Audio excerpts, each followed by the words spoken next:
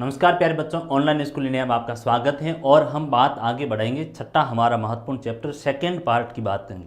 First part में हमने भक्ति के बारे में वो बात की थी। सूफी और भक्ति हमारा चैप्टर है कि किस तरह से भारतीय उपमहाद्वीप में भक्ति और सूफी की परंपरा है वो आगे बढ़ी, भक्ति आंदोलन है वो हुआ। हमने देखा था साहब किस तरह से दक्षिण भारत में अलवार और नयनार हुए। अलवार और नयनार, जो अलवार और दूसरे कौन हुए थे? नयनार हुए थे। अलवार है वो कौन थे? वैष्णव भक्त थे, उनकी हमने बात है वो की। नयनार है वो कौन थे? शैव भक्त थे, उनके बारे में वो बात की। तो भक्ति आंदोलन की है वो बात कर रहे थे। और आज हम इसी सेकंड पार्ट है वो लेंगे जिसमें भक्ति के बारे में बात करेंगे। और इसमें है वो कर्नाटक में किस तरह से जो वीर शैव परंपरा है, वीर शैव के ऊपर है वो बात करेंगे। तो कर्नाटक में वीर शैव परंपरा, कर्नाटक में वीर शैव, यानी कर्नाटक में आप देखोगे तो ये शैव पंथ है। यानी यहाँ पर जो नयनार थे, इसी नयनारों में है वो वीर शैव पंथ है। क्योंकि आप देखोगे शैव मत है वो अलग अलग भागों में बंटा। वीर शैव भी बंटे ये समय है वो जा करके। फिर इसमें हम आगे है वो देखते हैं लिंगायत भी हैं, कापालिक हैं, वो आते हैं। तो ये अलग अलग है वो स्वरूप में है। वीर जो शैव आंदोलन हुआ ये बेसिक चन्ना बासव करके हुए थे। तो चन्ना बासव ने है वो वीर शैव मत को है वो बढ़ावा देने का काम है वो किया। तो उनके ऊपर आज की हमारी है वो बात करेंगे। अब आते हैं कर्नाटक में वीर शैव आंदोलन। दरअसल ये हुआ था कि भक्ति आंदोलन के ही दौर में कर्नाटक में जो चन्ना बासव करके हुए थे, और चन्ना बासव ने क्या किया कि एक नवीन आंदोलन चलाया जिसको वीर शैव यानी शिव के वीर, और लिंगायत यानी वाम स्कंद के ऊपर शिवलिंग को है वो चांदी के एक पिटारे में है वो रखकर ये धारण करते थे। तो लिंगायत है वो संप्रदाय अलग जाकर के बना, उसको है वो देखेंगे। तो कर्नाटक की है वो वीर शैव परंपरा, इससे आपका क्या आशय है, किसने है वो प्रारंभ किया? तो कहेंगे कि कर्नाटक में वीर शैव आंदोलन को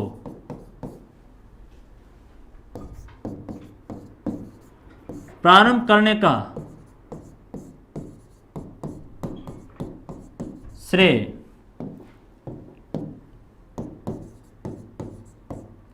चन्ना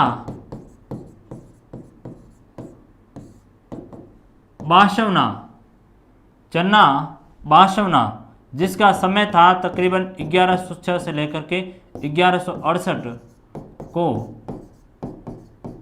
जाता है। फिर कहेंगे कि बासवना ने वीर शैव यानी शिव के वीर और लिंगायत संप्रदाय और लिंगायत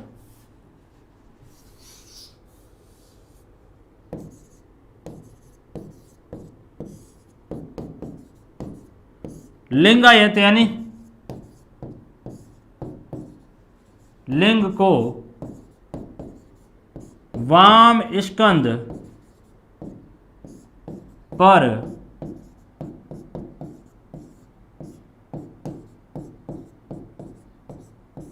चांदी के पिटारे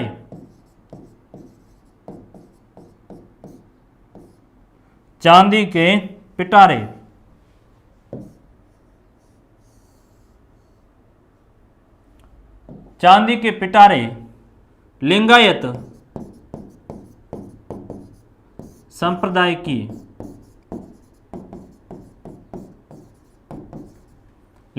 संप्रदाय की स्थापना है वो चन्ना बासव ने भक्ति आंदोलन के दौर में है वो की। और जो ये लिंगायत थे ये बेसिक कन्नड़ भाषा में वचन गाते थे। क्या गाते थे ये?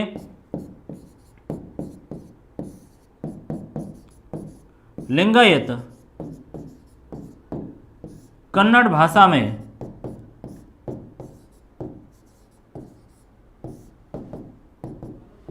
वचन गाते थे। वचन शास्त्र करके पुस्तक भी लिखी थी इसने, बासव ने, चन्ना बासव ने है वो वचन शास्त्र लिखे थे।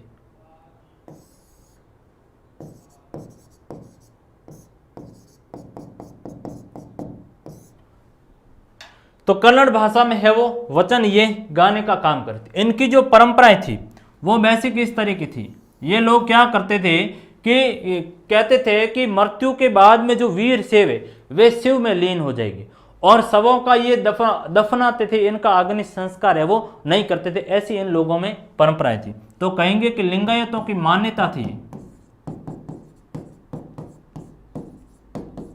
लिंगायतों की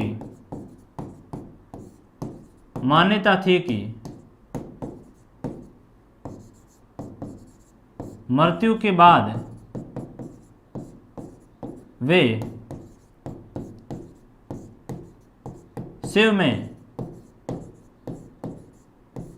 विलीन हो जाएंगे। तो मृत्यु के बाद वे शिव में विलीन हो जाएंगे। दूसरा, ये श्राद्ध संस्कार नहीं करते थे, श्राद्ध है वो नहीं करते थे। श्राद्ध बेसिक क्या होता है कि पितरों को है वो भोजन वगैरह दिया जाता है, यानी जो जिनकी मृत्यु हो गई है तो वे क्या करते थे, उनका श्राद्ध करते थे और उनको भोजन वगैरह है वो देने का काम करते, पितरों को है वो भोजन अर्पण करते थे। लेकिन ये लोग है वो श्राद्ध नहीं करते थे। एक तरह का है वो श्राद्ध को भी संस्कार की है वो श्रेणी में माना गया है। शव को ये जलाते नहीं थे, दफनाते थे। तो शव को क्या करते थे, दफनाते। ये चन्ना बासव की पूरी कहानी। तो आपसे पूछा जाएगा कर्नाटक में वीर शैव आंदोलन क्या था। आप कहोगे कि कर्नाटक में वीर शैव आंदोलन चन्ना बासव ने प्रारंभ किया था, जिसमें वीर शैव यानी शिव के वीर और लिंग को धारण करते थे। वाम स्कंद के ऊपर चांदी के पिटारे में लिंग को धारण करते, जिनको लिंगायत कहा गया है। ये वचन शास्त्र वचन है वो गाते थे, और लिंगायतों की मान्यता थी कि मृत्यु के बाद वे ईश्वर शिव में है विलीन हो जाएंगे और वे श्राद्ध संस्कार नहीं करते। ये चन्ना बासव ने है वो कर्नाटक में एक परंपरा है वो शुरू की थी, वीर परंपरा, उसकी है वो बात की गई। अब आता है उत्तरी भारत में धार्मिक उफान है वो किस तरह से निकल कर आए, उत्तरी भारत में किस तरह से वो धार्मिक उद्भव है वो होता, उस पर बात करेंगे।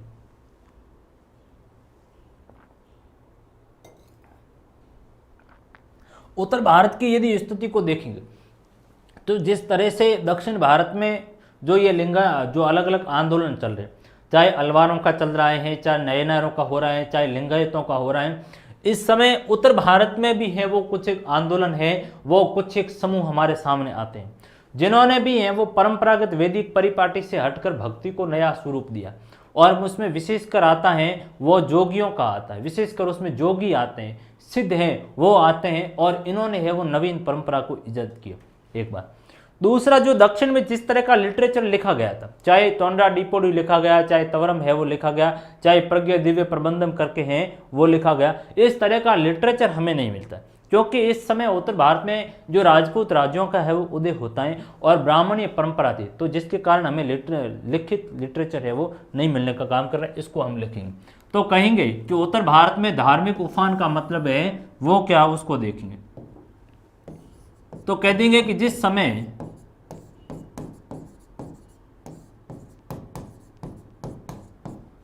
दक्षिण भारत में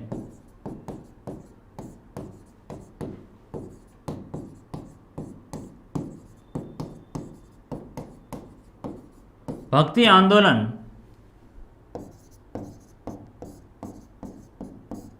चल रहा था, उस समय उत्तर भारत में परंपरागत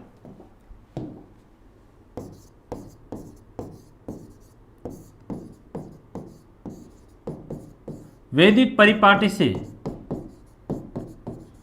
भिन्न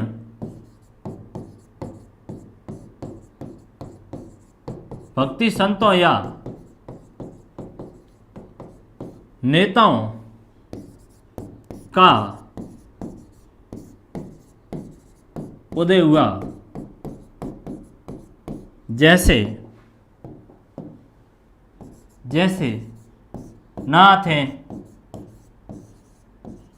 सिद्ध हैं,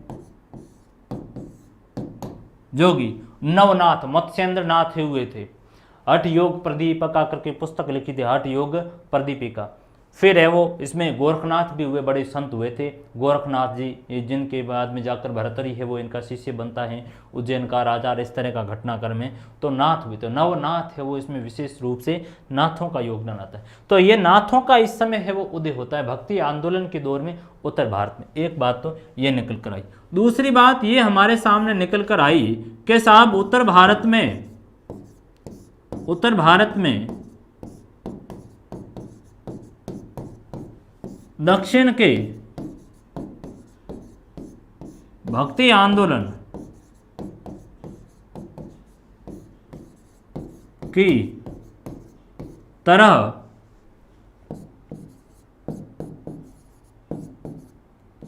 लिखित साहित्य का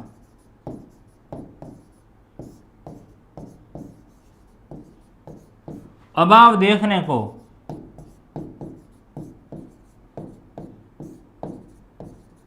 मिलता है।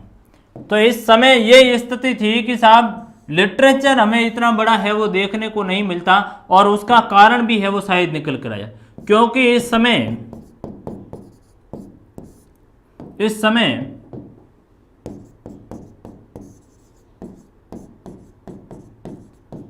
राजपूत राज्यों के उदय का दौर था,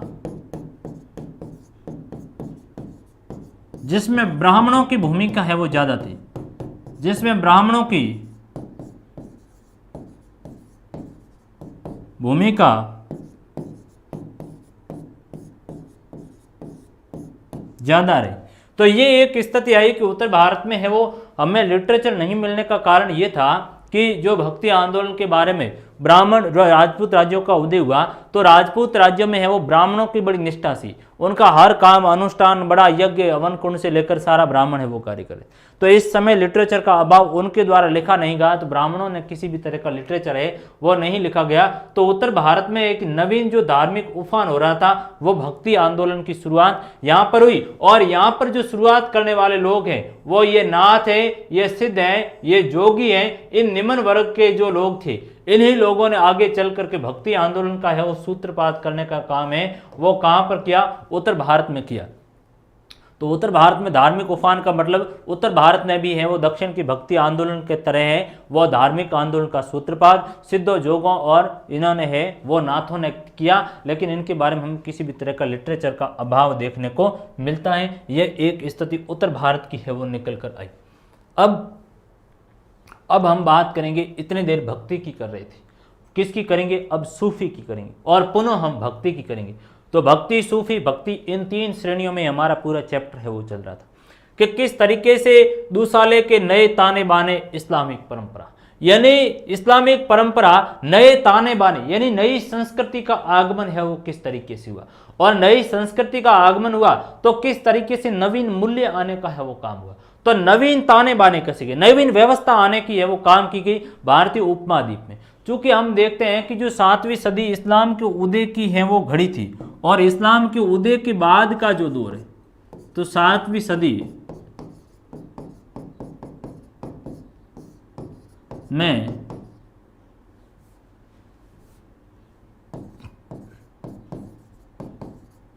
इस्लाम के उदय के बाद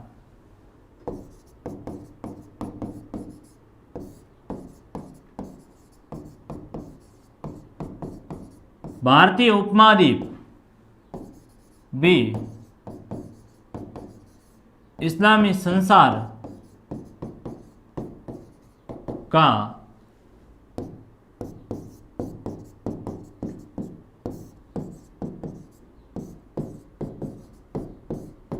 हिस्सा है वो बन गया।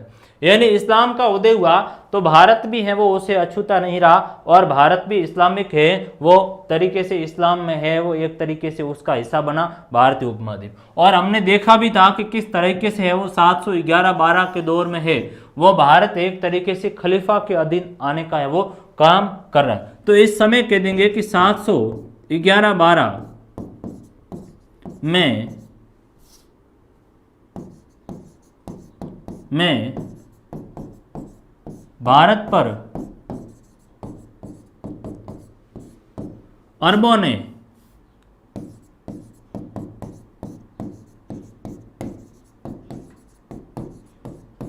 आक्रमण किया। भारत पर किसने आक्रमण किया? अरबों ने आक्रमण किया। अरब आक्रमणकारी कौन था? मोहम्मद बिन, जिसमें मोहम्मद बिन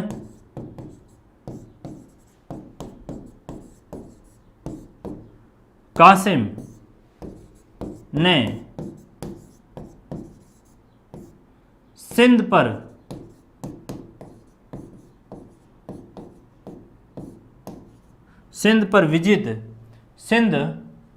विजय हासिल की।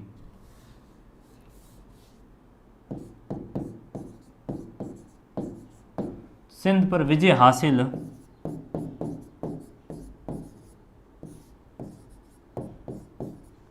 तो मोहम्मद बिन जो कासिम था उसने सिंध के ऊपर विजय हासिल की, तो भारत भी खलीफा के शासन के अधीन आ गया, यानी भारत में इस्लामिक वर्ल्ड का हिस्सा है वो बन गया, जिसके कारण भारत में आगे जाकर तुर्कों का है वो आगमन होने का काम है वो कर रहा है। तो यहां पर कहेंगे कि भारत के इस्लामी जगत का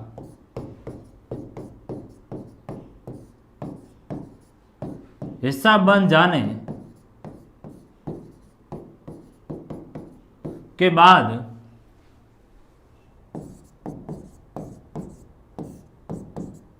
बहुत से लोगों ने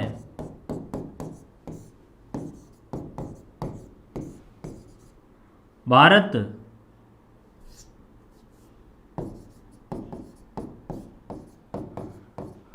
आना प्रारंभ किया। फिर हम देखेंगे कि जो 12वीं सदी का समय है,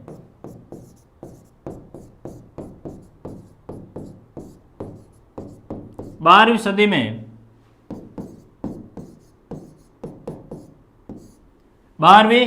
में है वो दिल्ली के ऊपर मुस्लिम आक्रांताओं का आक्रमण हो रहा है। 12वीं सदी का जो तकरीबन अंत का समय 1191-92 में हमने देखा कि मोहम्मद गौरी का आक्रमण हो रहा, तो भारत में इस्लाम का है वो आगमन हो जाता है इस समय। फिर है वो दिल्ली सल्तनत की स्थापना 13वीं सदी में जाकर के हो जाती है। तो इस घटनाक्रम को है वो कहेंगे कि 13वीं सदी है वो लिख लेते हैं, हम कहेंगे कि 13वीं सदी में दिल्ली पर मुसलमानों का आगमन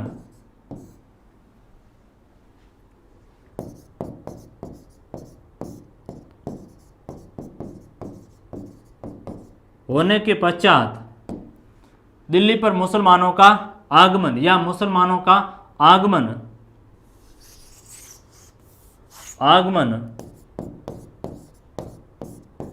होने से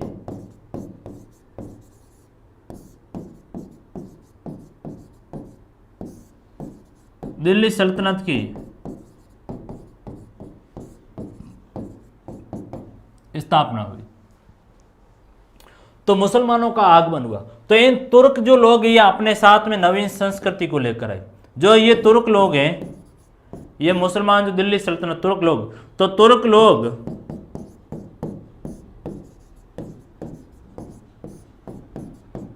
अपने साथ नवीन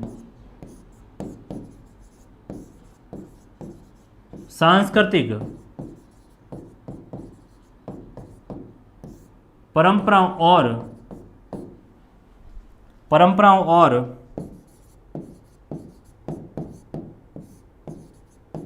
मूल्यों को साथ लेकर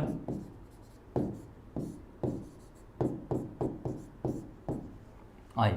तो ये जो तुर्क लोग हैं जो भारत आए तो अपने साथ में है वो नवीन मूल्य है वो लेकर आए, नवीन परंपराओं को लेकर आए। तो इस तरह से भारत में है वो क्या हुआ कि एक नवीन जो ताने बाने का, एक नवीन संस्कृति का है वो आगमन होता है। और वह कौन सी थी? इस्लामिक है वो संस्कृति थी, इस्लामिक परंपरा थी। इसलिए तो आगे जाकर है वो बार बार गंगा यमुना है वो संस्कृति कहा गया, इसको जमुना संस्कृति है वो कहा गया। इस्लामिक मूल्यों को है वो जमुना संस्कृति के रूप में निरूपित किया। तो ये गंगा जमुना संस्कृति का आगमन, यानी भारत भी इस्लाम का हिस्सा बन चुका था। फिर मुगल दिल्ली सल्तनत की भी स्थापना हुई और आगे उन्होंने भी बहुत से वो काम किए।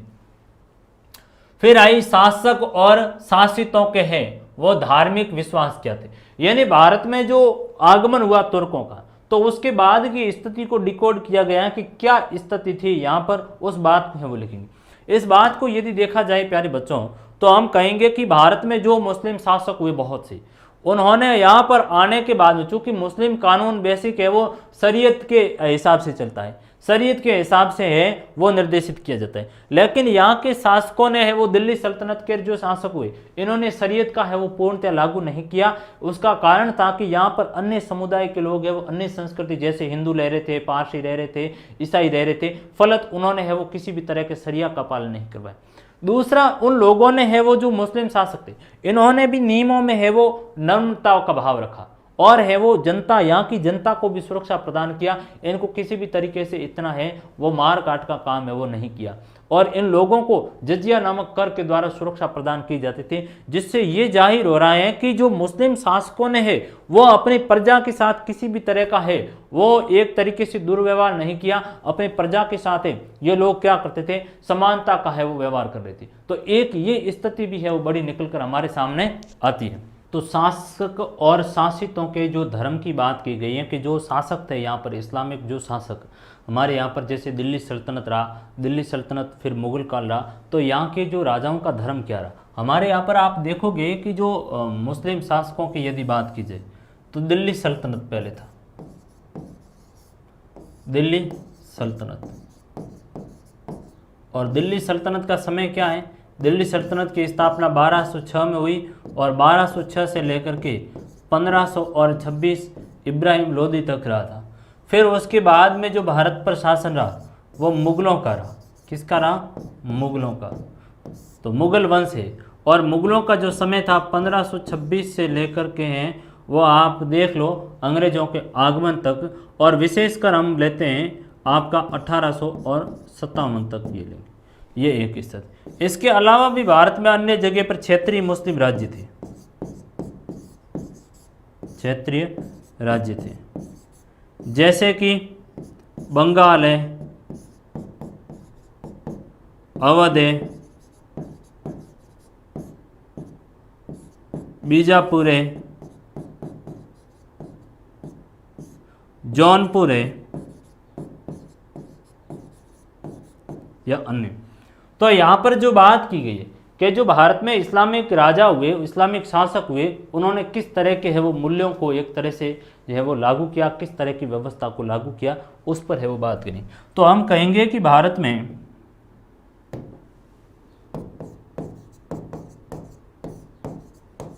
में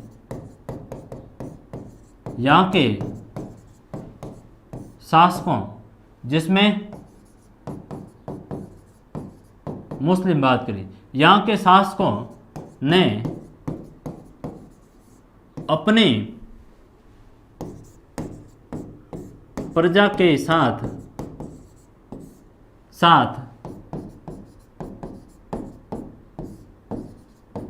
समानता का व्यवहार किया तथा मुस्लिम कानून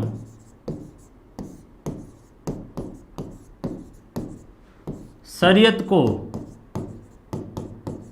लागू नहीं किया।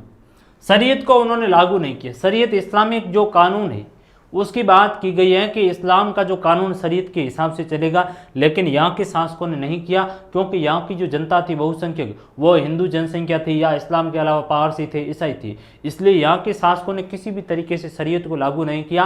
और उलेमाओं को है वो भी शासन में भागीदारी कम से कम लेगी। उलेमाओं को कहा कि आप अपना काम करो, हस्तक्षेप है वो मत करो। यानी ये जाहिर हो रही है कि इस्लाम ने है वो मूल्य स्थापित किए इस्लामी शासकों ने, और किसी भी तरह के कट्टरतापन को है वो उन्होंने शामिल नहीं किया। ये हमें है वो जाहिर होती है। जैसे हदीस है, पैगंबर मोहम्मद का जो जीवन वृतांत जो लिखा गया हदीस में है, इतिहास है, उनसे है वो इस्लामिक कानून चलता था शरीयत में, लेकिन शरीयत को इन लोगों ने है वो लागू नहीं किया। फिर कहेंगे कि मुस्लिम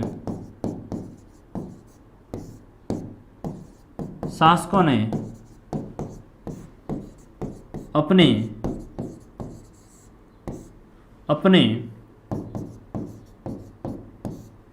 मुस्लिम शासकों ने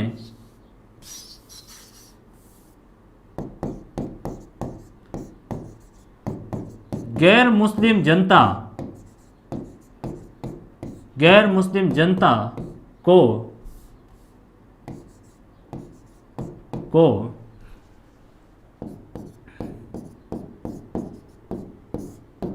जजिया कर लेकर सुरक्षा प्रदान की। गैर मुसलमान यानी जो मुसलमानों के अलावा जैसे हिंदू है, सिख है, ईसाई है, इनसे क्या लिया जाता था? इनसे जजिया कर लिया जाता था। और अकबर ने भी फिर देखते हैं हम 1563 में अकबर उसको समाप्त करता है, लेकिन आगे जाकर पुनः औरंगजेब भी उसको है वो लगाने का काम है वो कर रहे। अकबर के समय आप देखोगे कि अकबर बहुत अच्छा शासक था, समन्वयवादी शासक था, और इसने सभी बहुत से हिंदू राजाओं को हैं वो अपने साथ में है वो लिया, और शासन में भी उनको भागीदारी देने का काम है वो किया। औरंगजेब की भी बात करेंगे तो औरंगजेब ने एक गुरु जो जोगी गुरु हुए थे आनंद मूर्ति को बाकायदा उसने एक कागज भी लिखा था कि जो गुरु आप आनंद मूर्ति जो आप हैं, आपको मैंने 25 रुपये और आपको वस्त्र भेजा है, आपको पोशाक हैं वो बनाने हेतु। तो इससे ये भी जाहिर होता है कि यहाँ के शासकों ने हैं वो किसी भी तरीके से धर्म को हैं वो ज़्यादा अपना ज़्यादा है वो कट्टरतापन को नहीं दिखाने का काम किया, बल्कि जनता के साथ समन्वय का काम है वो किया। तो कहेंगे कि औरंगजेब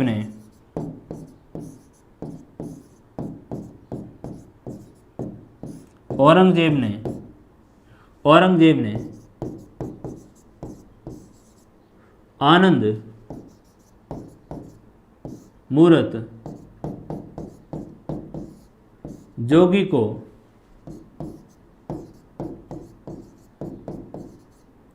पोशाक व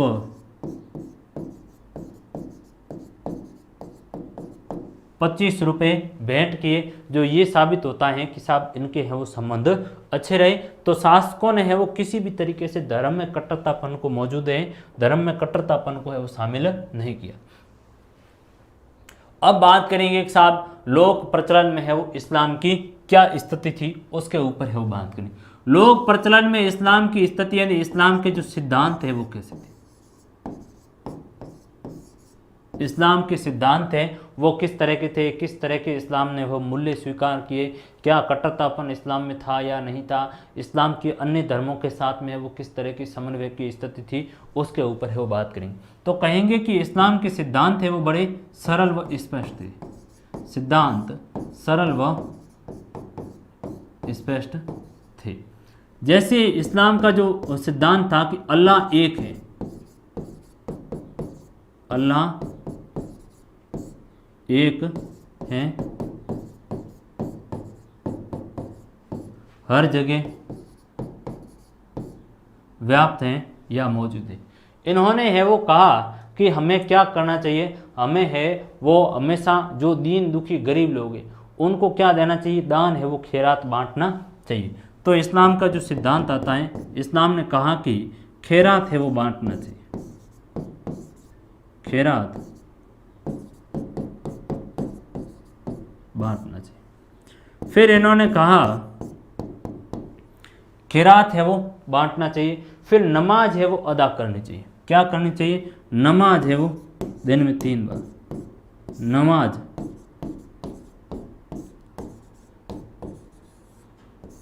अदा करनी चाहिए। फिर इन्होंने है वो बात कही कि साहब क्या करना चाहिए, जो रमज़ान के महीना में है वो रोज़े रखना चाहिए। रोज़े कब आते हैं,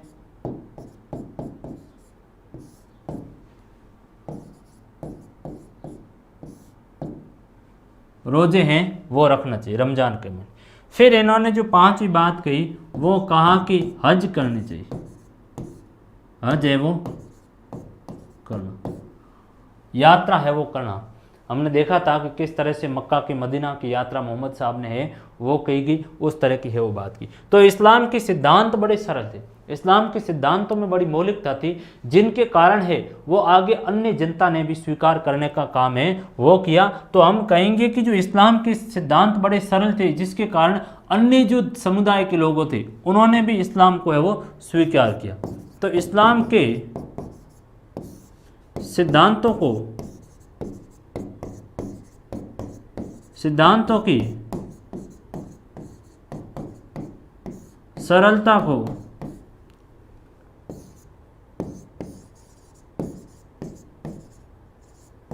देखते हुए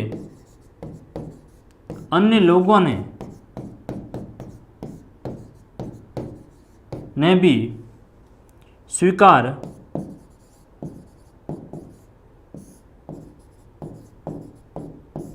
किया, और अलग अलग पंथ के रूप में भी हमें देखने को है वो मिलते हैं। जैसे खोजा इस्माइलिया, जैसे कि खोजा इस्माइलिया,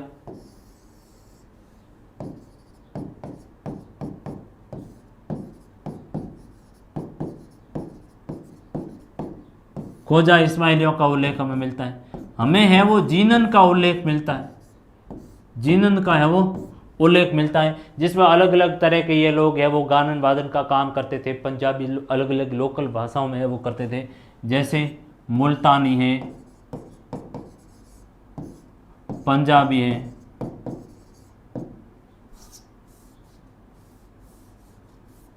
मुल्तानी है, पंजाबी है, कलंदरी है। इस तरह की है वो इन लोगों में जो व्यवस्थाएं है वो थी। भाषा इनकी बहुत ही सरल है, वो उर्दू जैसे रेखता भाषा को महत्व दिया। इस कारण कहेंगे कि इस्लाम के मूल्य हैं वो बड़े सरल थे, जिसके कारण जनता ने इन मूल्यों को है वो स्वीकार किया। इस्लाम के लोगों के अलावा भी हैं वो अन्य समुदाय के लोगों ने इनको स्वीकार किया। तो इसका एक फ़ोटो है वो क्लिक कर लीजिए। आप आगे बढ़ेंगे, समुदायों के है वो कुछ एक नाम जो अभी मैंने लिखे थे कि जीनन है या कलंदरी वगैरह है, खोजा इस्माइलिया है। तो ये अलग अलग इसमें है वो इस्लाम में भी समुदाय आगे जा कर के आते हैं, विशेषकर शिया और सुन्नी आते हैं, लेकिन हमारे यहाँ पर भी बहुत से समुदाय निकल करके आए, जिसमें आपका ये खोजा इस्माइलिया है, खोजा इस्माइलिया है।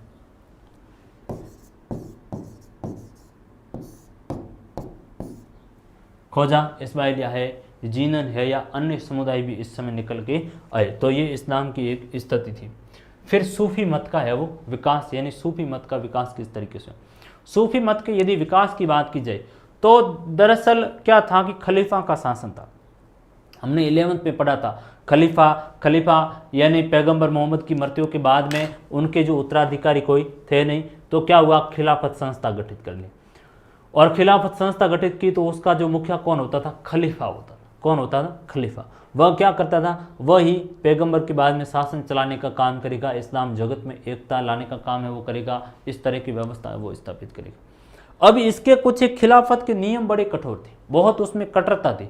तो इस्लाम में एक सुधारवादी है वो व्यवस्था शुरू थी, एक सुधारवादी मूवमेंट शुरू हुआ, जिनको सूफी मत है वो कहा गया। तो कहेंगे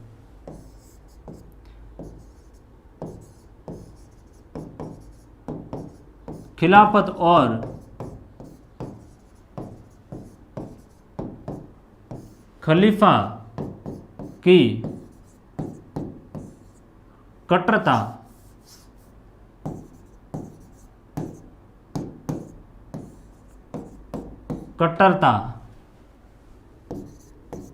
के कारण इस्लाम में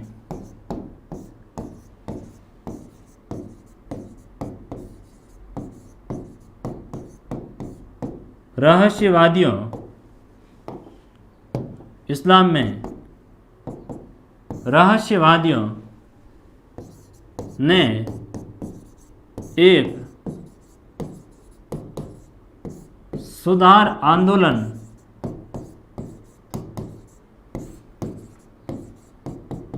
चलाया जिससे सूफी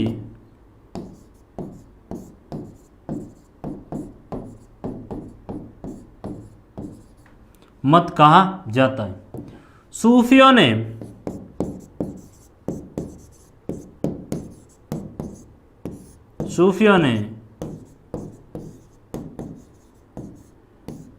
पैगंबर मोहम्मद को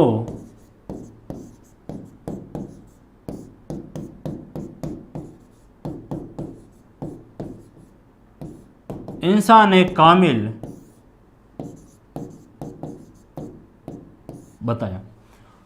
तो सूफी ने क्या किया, जो इस्लाम धर्म की कट्टरता थी उन कट्टरताओं के भिन्न अलग रास्ता अपनाया। और रहस्यवादी ये लोग थे, ईश्वर की एकता में विश्वास करते थे और किसी भी तरह की मूर्ति पूजा के ये लोग विरोधी निकल के आए। फिर इन्होंने क्या कहा, ये एक सुधार आंदोलन था, यानी धर्म में सुधार की बात की गई, कोई बड़ा धर्म स्थापित करने की बात नहीं। इस्लाम धर्म में ही सुधारवादी आंदोलन, जिस तरह से भक्ति है वो हिंदू धर्म में सुधार आंदोलन, भक्ति आंदोलन, उस तरह से इस्लाम धर्म में जो सुधारवादी रहस्यवादी आंदोलन था, सूफी मत है वो कहा गया। और सूफियों ने कहा कि पैगंबर मोहम्मद क्या है, इंसान एक कामिल है, इंसान है उनके रूप में बताया गया, उनको किसी भी तरह के ईश्वर को है वो इन्होंने माना नहीं। तो ये सूफी मत की है वो बात निकल कर आई कि सूफी है वो क्या है। फिर है वो सूफी की अलग अलग अवधारणाएं हैं वो हमारे पास निकल कर आई।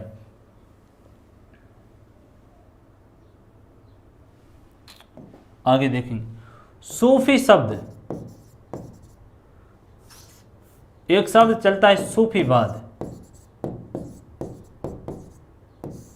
सूफीवाद वैसे कुछ नहीं है, अंग्रेजी शब्द का एक संस्करण, अंग्रेजी संस्करण। सूफी जो शब्द है ये सूफीवाद है, वो सूफी शब्द को तसव्वुफा भी कहा जाता है। क्या कहा गया, तसव्वुफा। इसके लिए एक शब्द यूज किया जाता है तसव्वुफ। तसव्वुफ का मतलब होता है ऊन। तसव्वुफ का मतलब क्या होता है, ऊन का धागा है वो होता है। तो ये क्या करते हैं कि जो मलिन काले धागा है, काले हैं वो ऊन का धागा है, उनको धारण करते थे, श्वेत वस्त्र है वो धारण करते थे। कुछ लोगों ने कहा कि जो सूफी शब्द है, सूफी शब्द है वो सफा से बना। किससे बना है, सफा से। और सफा का अर्थ होता है साफ है। तो हम कहेंगे कि जो सूफी है वो सफा शब्द से बना है, और सफा का अर्थ होता है क्या होता है आपके साफ, या सूफी का अर्थ होता है धागा। तो ये सूफी है वो इस्लाम धर्म में रहस्यवादी सुधारवादी आंदोलन था, दैट्स ऑल। इसके अलावा आपको कुछ भी नहीं कहना है। और जिसका मुख्य उद्देश्य था इस्लाम धर्म में सुधार का काम है वो करना, तो सूफियों ने इस्लाम धर्म में है वो सुधार का काम है वो किया। तो सूफी मत आया था, ये क्या है, सूफी मत। क्या विशेषता है इनकी, ये जो आया तो इसकी विशेषताएं क्या है। सूफी जो मत है वो एक सुधार की बात कर रहा है, सुधारवादी मत था एक बात। दूसरा इन्होंने वो क्या कहा कि जो पैगंबर मोहम्मद को इंसान एक कामिल बताए, इन्होंने कहा कि हमें है वो किसी भी तरह का है वो आडंबरों को है वो नहीं अपनाना, और ईश्वर प्राप्ति के लिए इन्होंने मौखिक है वो कव्वाली गायन को बढ़ावा दिया। तो इन्होंने ईश्वर को प्राप्ति हेतु, ईश्वर को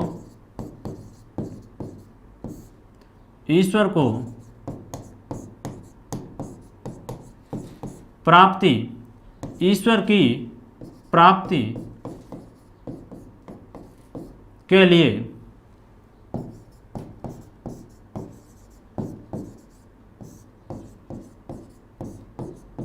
मौखिक रूप से घूम घूम कर, मौखिक रूप से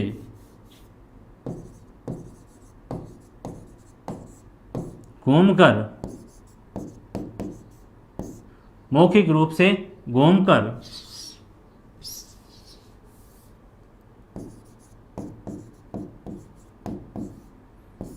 कव्वाली गायन का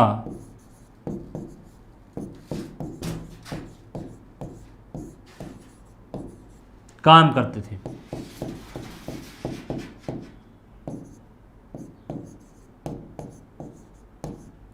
इन्होंने संगीत को महत्व दिया। ईश्वर प्राप्ति हेतु संगीत की है वो ये लोग क्या कर रहे हैं, बात कर रहे हैं। तो ये सूफी मत है वो निकल कर हमारा आता है। इस्लाम में सुधारवादी आंदोलन के रूप में सूफियों का योगदान। अब क्या आता है, खानका है वो आता है, और सिलसिला है वो आता है। खानका और सिलसिला क्या होता है उसके ऊपर है वो हम लोग बात है वो करेंगे। तो बात आई खानका। जो सूफी संत है वे क्या कर रहे थे कि एक जगह से दूसरी जगह के ऊपर निरंतर घूम घूम कर उपदेश देने का है वो काम कर रहे थे।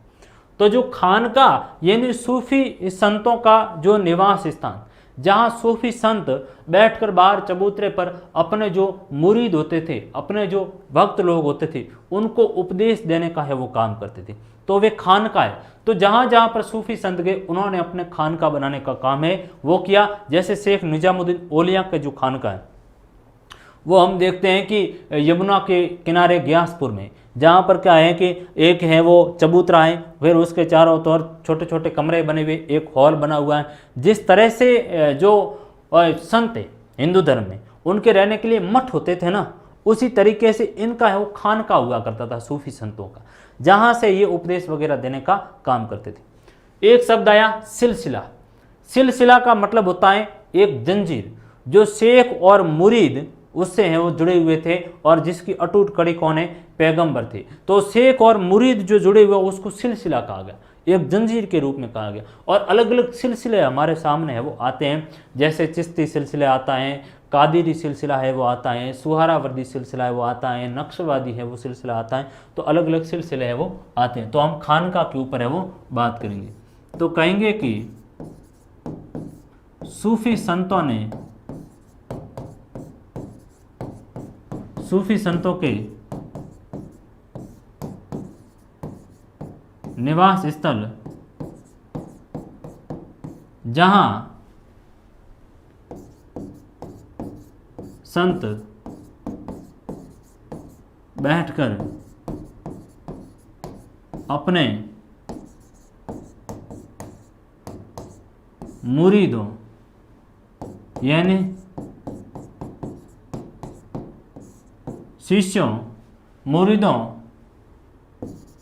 को उपदेश देते थे। तो ये सूफी संतों की है वो स्थिति थी। हमने देखा कि निजामुद्दीन औलिया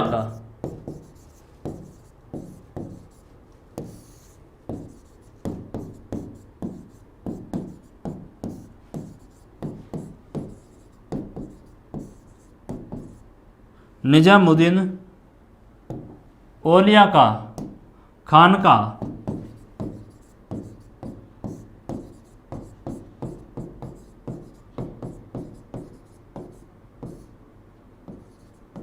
था, जिसमें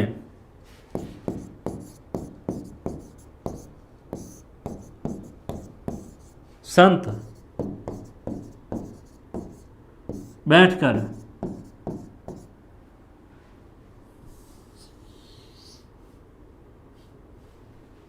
जिसके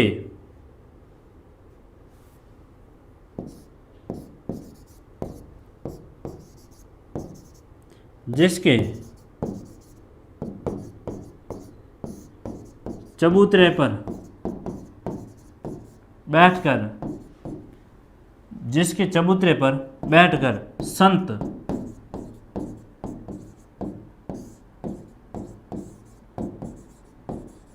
उपदेश देते थे। संत कौन से? निजामुद्दीन औलिया खान। तो ये जो खानका होती थी, खानका में है वो बेसिक लंगर व्यवस्था होती थी। क्या होती थी? लंगर की व्यवस्था होती थी।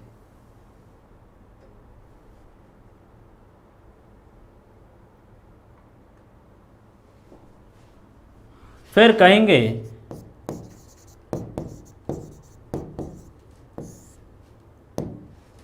खानकाह, लंगर व्यवस्था क्या है? सामुदायिक रसोई थी। लंगर, खानका में लंगर व्यवस्था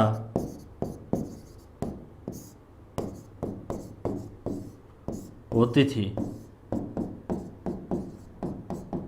जहां सभी वर्गों के लोग बैठकर भोजन, जहां सभी वर्गों के लोग बैठकर भोजन है वो करते थे। खानका के चबूतरे के ऊपर जब सूफी संत बैठते थे तो उनके सभी श्रेणी के है वो शिष्य थे। उसमें राजा भी शिष्य बन सकता था, कोई सिपाही भी बन सकता था, कोई फकीर भी बन सकता था, किसी भी तरीके का शिष्य बनना चाहो वे आओ। सूफी संत बैठकर उपदेश देते, कोई आते उनको ताबीज बना कर देते, कोई किसी की समस्या आती तो उनकी मध्यस्थता करते थे। तो सूफी संतों का है वो काम था एक तरह से सोशल वेलफेयर का, समाज कल्याण का काम कौन करते थे? सूफी संत है वो करते थे। इसको है वो देख लीजिए, फिर मैं आगे बढ़ता हूँ। तो ये सूफी संतों का है वो एक तरह से खान का था। फिर है वो कार्य सूफी संतों के, उनको भी देख लो। कार्य सूफी संतों के हैं वो शिष्यों को उपदेश देना, शिष्यों को उपदेश देना। और शिष्य मैंने बताया कि सभी थी, कोई व्यक्ति राजा भी है वो शिष्य बन सकता था, कोई है वो उसमें फकीर भी बन सकता था, कोई उसमें सिपाही भी बन सकता था। उपदेश देना, लोगों को ताबीज बनाकर देना, किसी के है वो तकलीफ है तो ताबीज देना, ताबीज बनाकर है वो देते थे। जैसे आप में से कहा कि सर मेरे है वो पढ़ाई नहीं हो पा रही, मुझे ताबीज बना कर दो, तो जैसे मेरा भी एक ताबीज गले में धारण किया हुआ, तो आपको भी है वो कोई पढ़ाई नहीं हो पा रही, मेरे पास आना, मैं आपको ताबीज बनाकर है वो दूंगा, जो सूफी संत दिया करते थे। तो ये ताबीज बना कर देते, उनसे ग्रह क्लेश है वो दूर हो जाते थे, इनको है वो दूर ले जाकर दबा देना ताकि आपकी सारी समस्या है वो सॉल्यूशन हो जाती थी। तो ताबीज बना कर देते थे, ये मध्यस्थता का काम करते थे। सूफी संत क्या करते थे? मध्यस्थता का है वो काम करते। किसी के बीच विवाद की स्थिति होती तो मध्यस्थता है वो करते थे। राजा महाराजाओं को उपदेश देते थे, कहते थे सही तरीके से शासन चलाओ, जनता के कल्याण हेतु काम करो। तो राजाओं को, शासकों को है वो सही उपदेश देते, शासकों को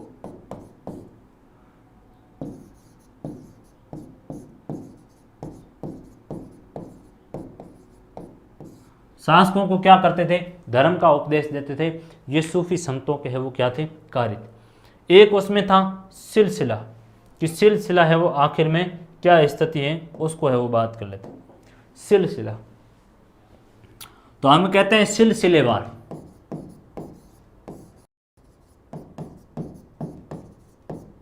तो सिलसिला यदि देखा जाए तो एक क्या है, कहेंगे कि सिलसिला एक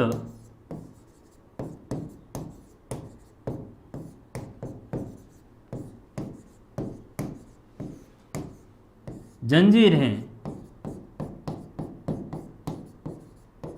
जिसमें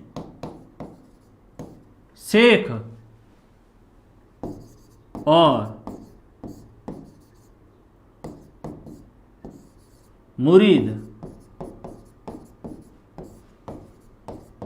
आपस में जुड़े हुए हैं, जिसकी मुख्य कड़ी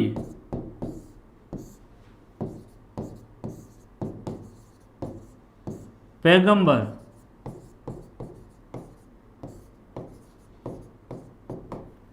मोहम्मद थे। तो एक कोई सिलसिला है, एक सिलसिला यानी एक उनका संप्रदाय था। सिलसिला मतलब क्या है? एक संप्रदाय। क्या है? संप्रदाय।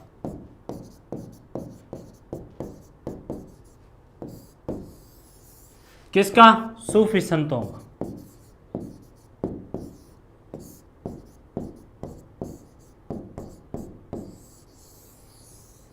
सूफी संतों का एक संप्रदाय। तो उसकी जो दार्शनिक भाषा है वो है कि सिलसिला एक जंजीर है। सिलसिला क्या है? एक जंजीर है। उसमें शेख और उनका जो मुरीद, शेख शिष्य, शेख मतलब उनका गुरु और जो मुरीद उनका शिष्य, ये दोनों उस कड़ी से जुड़े हुए एक कड़ी के रूप में। और उसकी अटूट कड़ी कौन है? पैगंबर मोहम्मद है। यानी एक सिलसिला, एक संप्रदाय था जिसमें जो कौन होता था? जो सूफी संत और उनके जो भक्त लोग उसमें जुड़े हुए थे। तो कहेंगे इसको सामान्य रूप से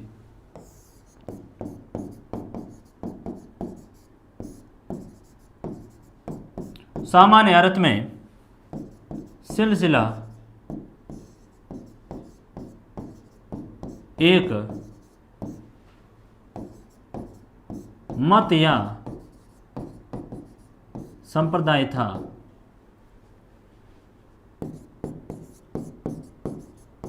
जिसमें गुरु और शिष्य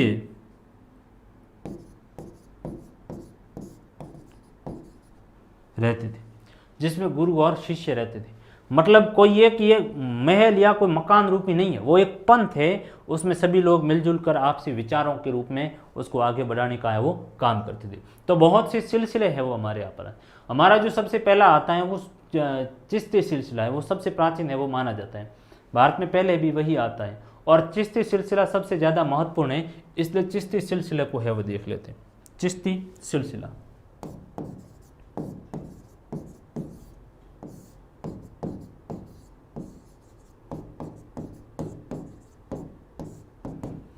चिश्ती बेसिक सिलसिला है ना, ये एक चिश्ती करके स्थान है। चिश्ती क्या है? स्थान है जो कहां पर है? अफगानिस्तान में। कहां पर है? अफगानिस्तान में। इसी के ही नाम पर है वो सिलसिला पड़ा है।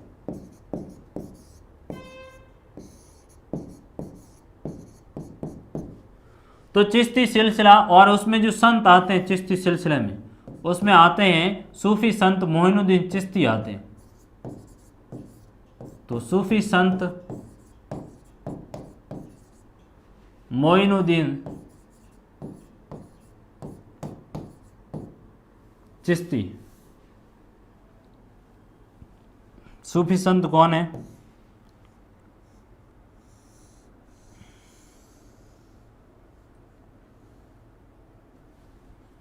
मोइनुद्दीन चिश्ती का नाम आता है।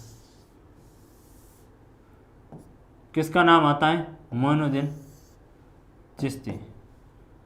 तो इस तरफ लिख लेते हैं संत मृत्यु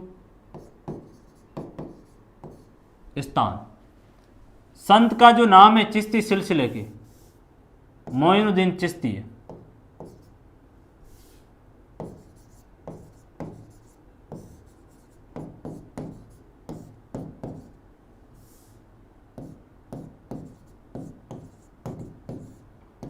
मोइनुद्दीन चिश्ती सबसे लोकप्रिय संत हुए थे। ये सबसे ज़्यादा लोकप्रिय है वो मोइनुद्दीन चिश्ती को माना जाता है।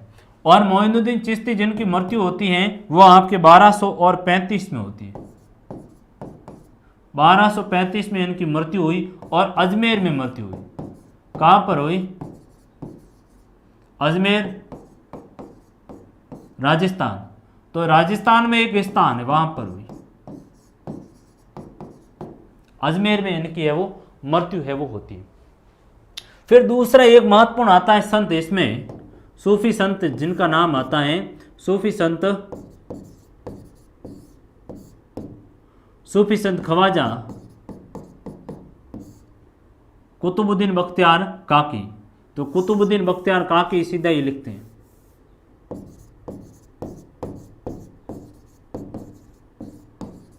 कुतुबुद्दीन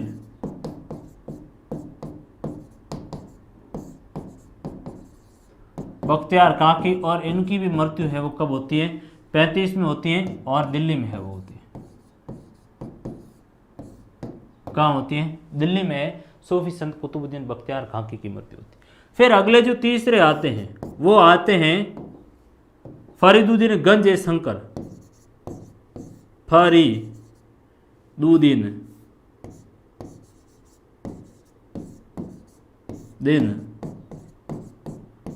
गंज ए शक्कर, और 1265 में है वो इनकी मृत्यु होती है अजूधन में, अजूधन पाकिस्तान में। अजूधन कहाँ पर है? पाकिस्तान में, वहाँ जाकर इनकी मृत्यु होती है। फिर आते हैं हमारे पास निजामुद्दीन औलिया, सूफी संत हैं निजामुद्दीन औलिया।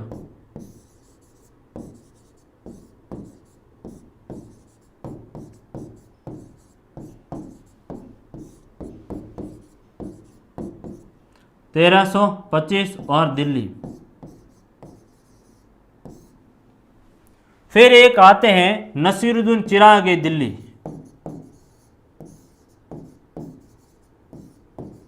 नसीरुद्दीन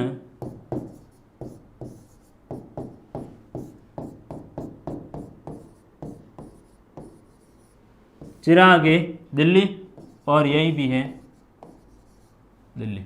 तो ये कुछ एक प्रमुख हमारे हैं वो चिश्ती सिलसिले के संत हैं। तो कौन सा सिलसिला है? ये चिश्ती है।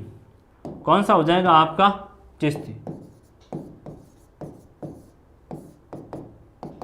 और चिश्ती सिलसिला बड़ा है वो प्रसिद्ध रहा, राजस्थान में अजमेर इसका है वो बड़ा केंद्र रहा चिश्ती सिलसिले का। तो कहेंगे कि चिश्ती सिलसिला है वो सबसे प्रसिद्ध माना जाता है। चिश्ती सिलसिला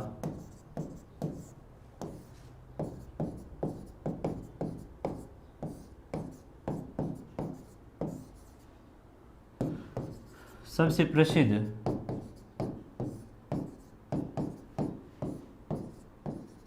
माना जाता है।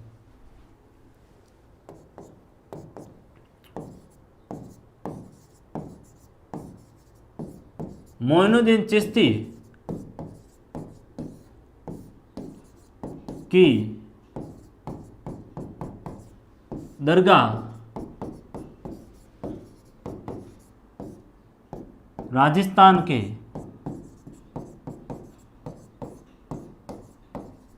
अजमेर में है वो।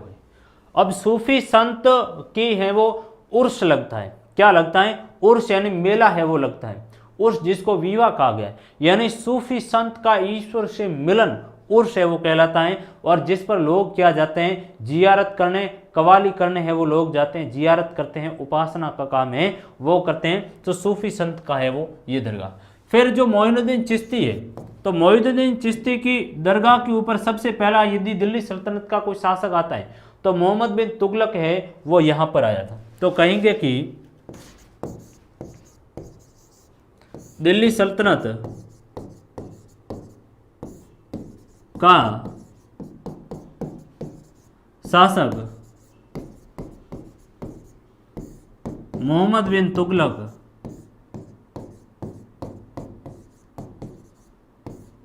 मोहम्मद बिन तुगलक, जिसको हम MBTB कहते हैं, हम कहते हैं मतलब हमने ये नाम रखा है।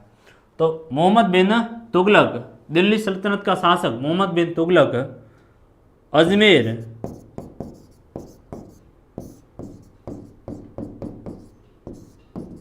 दरगाह पर आने वाला पहला सल्तनत शासक है वो था। तो ये व्यक्ति पहला था जो यहाँ पर आने का काम है इस व्यक्ति ने किया। फिर हम कहेंगे कि मालवा के सुल्तान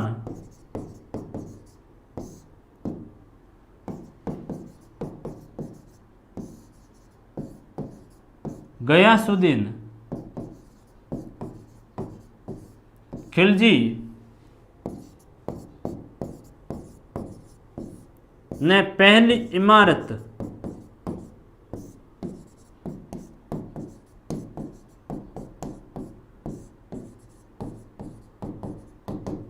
पहली इमारत का निर्माण है वो गयासुद्दीन खिलजी ने करवाया था। अकबर भी यहां पर आया था। अकबर 14 बार यात्रा की थी अकबर ने। अकबर ने 14 बार यात्रा भी की और एक बड़ी देग भी इसको भेंट की थी। मस्जिद देग भी भेंट है वो की। फिर हमारी एक जो आई थी शहजादी आई थी, जहां आरा है वो भी यहां पर आई थी। तो जहां आरा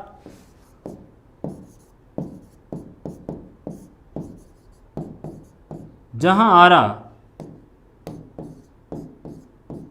1651 में अजमेर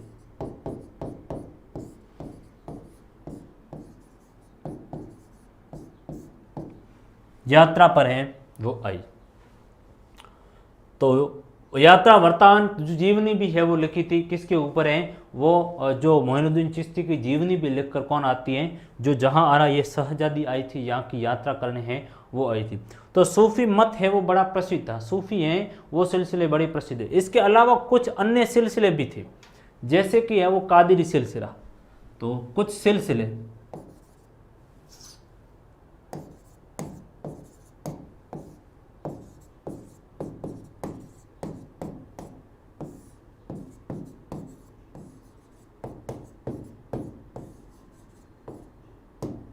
कुछ महत्वपूर्ण हैं वो सिलसिले, जैसे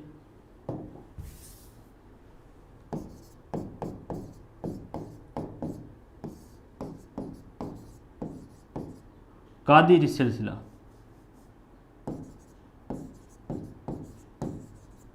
अब्दुल कादिर जिलानी हुए थे। अब्दुल कादिर जिलानी उन्होंने ये स्थापित किया था।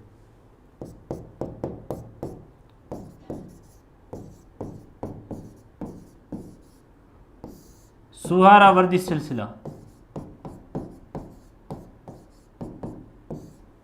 नक्शबंदी सिलसिला,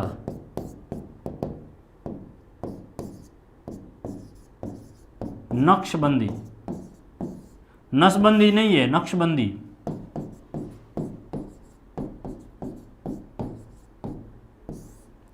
फिर सूफी तो था ही,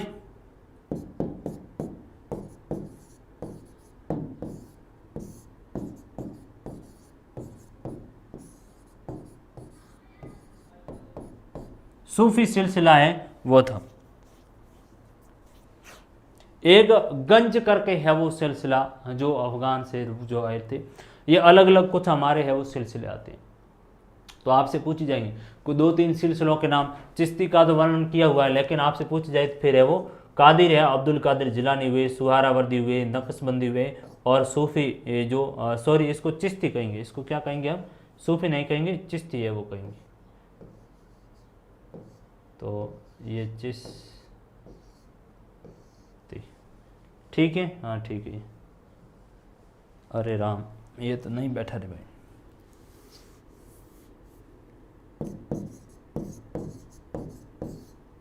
ये चिश्ती आपका सिलसिला हो गया।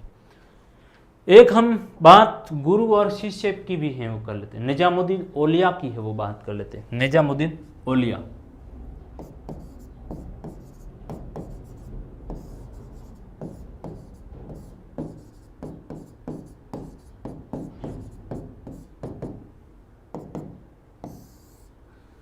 तो गयासुद्दीन तुगलक जिसको कहा था कि अब दिल्ली दूर है, तो फिर उसकी मृत्यु हो गई थी। तो उन्होंने है वो संत से पैसे वगैरह सारी संपत्ति जागीरें हड़प ली थी। तो इन्होंने कहा था कि अब दिल्ली दूर नहीं है, फिर आज बीच में उसकी मृत्यु है वो हो जाती है। तो इस तरह के निजामुद्दीन औलिया थे, बड़े चिश्ती है वो थे। इनके शिष्य हुए थे अमीर खुसरो।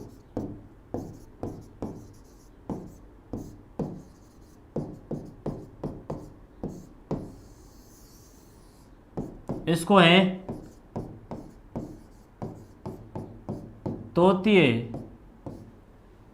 तोतिए ए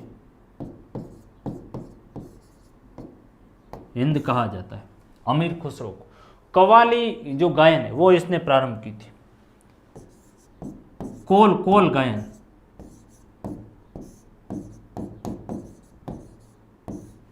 कोल गायन प्रारंभ है वो की। कोल वैश्विक अरबी भाषा का एक शब्द है, इसका अर्थ होता है कहावत।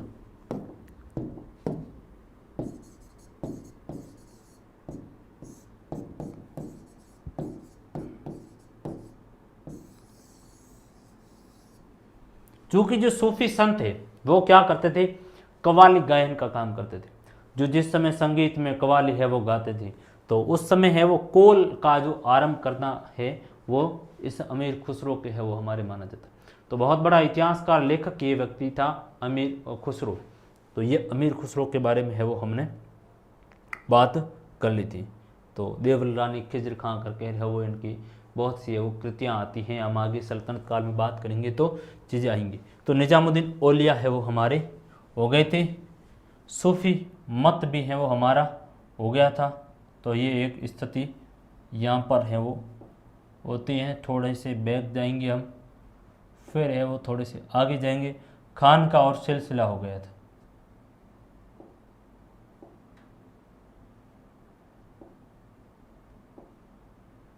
खानका के बाहर, तो ये तो खानका थे।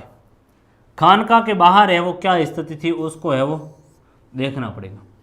तो कहेंगे कि खानका के बाहर भी है वो सूफी लोग थे। चूंकि जो शरिया को मानते थे उनको है वो कहा गया है, जो एक सूफी शरिया को मानते वो बाशरिया, नहीं मानते उनको बेशरिया है वो कहा गया। तो ये जो लोग थे जो खानका के बाहर रहते थे वो शरिया कानूनों को किसी भी तरीके से नहीं मानते थे। और इन्होंने है वो क्या कहा कि हम किसी भी तरह की है वो ईश्वर की जो उपासना वगैरह एक ही जगह बैठकर नहीं करेंगे। तो घूमकर है वो ये लोग करते थे। ये रहस्यवादी है वो लोग, ये भी सूफी ही थे, लेकिन इन्होंने किसी भी तरह के खानका और सिलसिला स्थापित नहीं किया। एक जगह से दूसरी जगह पर यायावरी जीवन घूमकर जीवन जीते और मौखिक शिक्षा दीक्षा देने का काम है वो करे और ईश्वर का भजन गायन का काम है वो करते थे। तो ये खानका के बाहर का जीवन जीते थे, किसी भी तरह के खानका में नहीं रहते थे। तो कहेंगे कि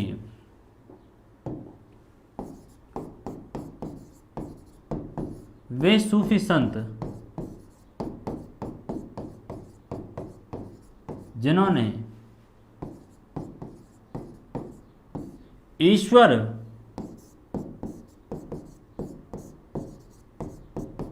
प्राप्ति के लिए खानका के बाहर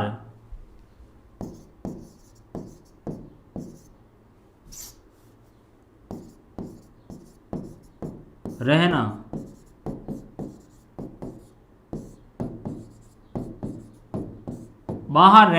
स्वीकार किया तथा घूम घूम कर ये क्या करते थे, उपदेश है वो देते थे।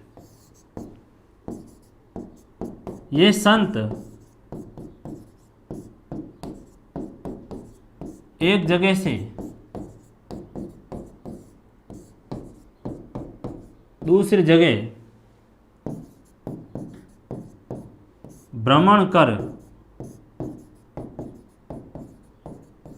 यायावरी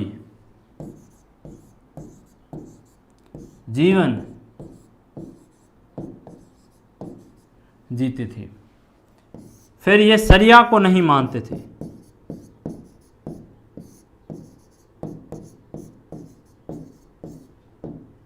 शरिया को नहीं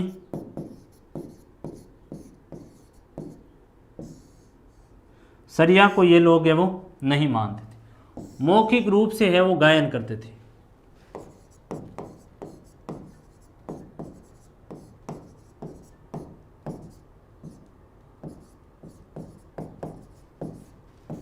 मौखिक रूप से कव्वाली गायन करते थे। तो ये सूफी है वो हमारे कुछ ऐसे जो खानका से बाहर का जीवन जीते थे, सादा है वो जीवन जीने का काम करते। किसी भी तरह का है वो ये जो इस तरह के खानका स्थापित करना रहना करना इस तरह का इन्होंने है वो कोई बढ़ावा नहीं दिया। फिर है वो उपमहाद्वीप में चिश्ती सिलसिले। तो आज की क्लास मोटे तौर पर है वो हमारी यहीं पर है वो संपन्न हुई।